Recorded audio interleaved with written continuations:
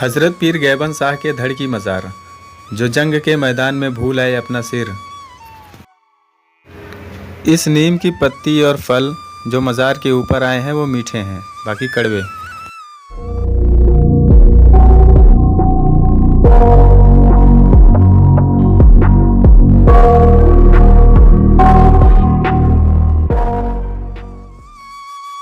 Hello दोस्तों, कैसे हो आप लोग। स्वागत है आपका एक और नए ब्लॉग में।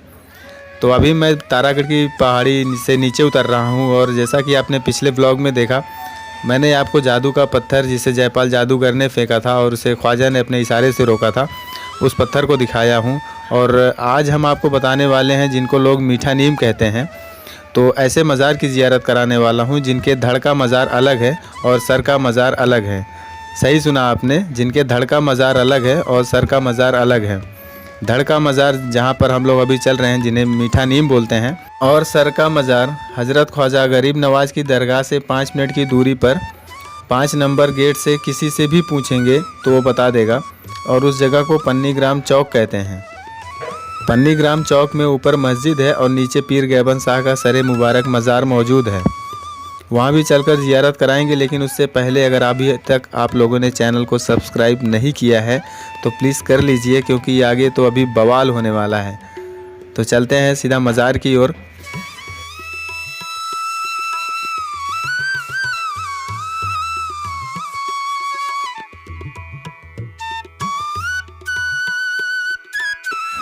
अजमेर शरीफ में या पूरे हिंदुस्तान में जितने भी मज़ारात हैं, शहीदों के, वलियों के, वो सब हुजूर गरीब नवाज से ही वाबस्ता हैं और इन्हीं के करम के साए में सभी आराम कर रहे हैं। और जैसा कि आपने काफ़ी शायराना अंदाज में सुना होगा कि, और कव्वालियाँ भी हैं कई, कि हिंदुस्तान के सुल्तानुल हिंद या अताए रसूल जो हैं हुजूर गरीब नवाज हैं और हिंदुस्तान की सुल्तानी इन्हीं के हाथ में है। जितने भी सब हैं, बाकी कव्वालियों में, शायराना अंदाज़ों में ये बताया गया है कि सब अपने अपने सूबे के हैं चीफ मिनिस्टर और अजमेर में बैठा है इनका प्राइम मिनिस्टर। और यहाँ पे चादर चढ़ाने के लिए प्राइम मिनिस्टर, चीफ मिनिस्टर सभी आते हैं और ये सभी धर्मों में सर्वश्रेष्ठ है। यहाँ पे सभी धर्म के लोग आते हैं।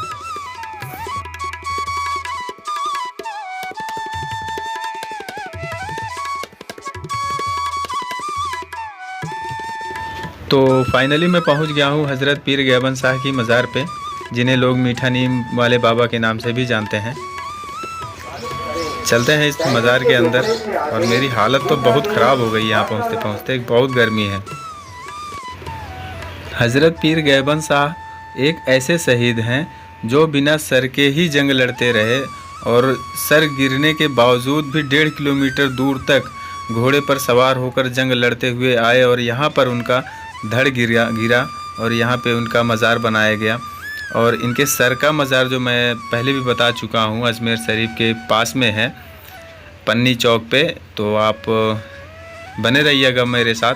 और अगर अभी तक चैनल को सब्सक्राइब नहीं किया है तो प्लीज़ कर लीजिएगा, क्योंकि आगे अभी मैं आपको सर का भी मज़ार दिखाने वाला हूँ। हज़रत पीर गैबन शाह या मीठा नीम वाले बाबा, उनकी यह करामात है कि जहाँ उनके धड़ का मज़ार है, जहाँ पे अभी मैं खड़ा हूँ, इस जगह पे एक नीम का पेड़ है। मज़ार के ऊपर जितना पेड़ की डाली आती है वो नीम मीठा है। और नीम की, अब वैसे तो अक्सर नीम की तासीर लोग जानते हैं कि नीम कड़वा होता है, काफ़ी कड़वा होता है, लेकिन यहाँ पर जो नीम है वो नीम कड़वा नहीं है, बाकी अलग हटकर है। जो नीम है वो कड़वा है, लेकिन जो मज़ार पर जितनी डाली आई हुई है, जितने पत्ते आए हुए हैं, वो सब मीठे हैं।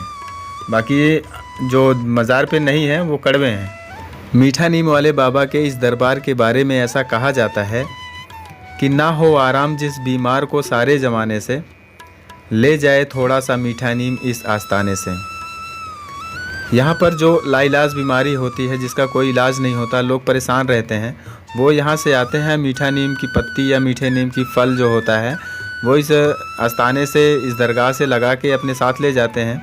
और जब उनका बीमारी सही हो जाता है तो वो यहाँ पे आके चावल, मीठा चावल, मतलब वो लोगों में बंटवा सकते हैं प्रसाद के तौर पे। ये नीम लगभग 800 साल से भी पुराना है। बाबा की करामात से ये जो मज़ार की तरफ आता है वो नीम मीठा है और जो मज़ार की तरफ नहीं आता है वो कड़वा है। ये यहाँ का एक ज़िंदा करामात है। और साल 2006 में ये नीम आधे से ज़्यादा गिर गया था। उसके बाद अंदर जाना बंद कर दिया। मुराद, बीमारी, औलाद के लिए सूखा नीम मिलेगा। ताज़ी पत्तियाँ मिलने में थोड़ा सा टाइम लगता है। जब तक नीम की पत्तियाँ बाबा पर नहीं आएंगी, नीम मीठा नहीं होगा। और जानकारी के लिए गद्दी नसीर साहब से मालूम करें। यही है वो नीम। तो अब हम यहाँ से अपना सफ़र आगे बढ़ाते हैं और चलते हैं 2.5 दिन के झोपड़े की तरफ।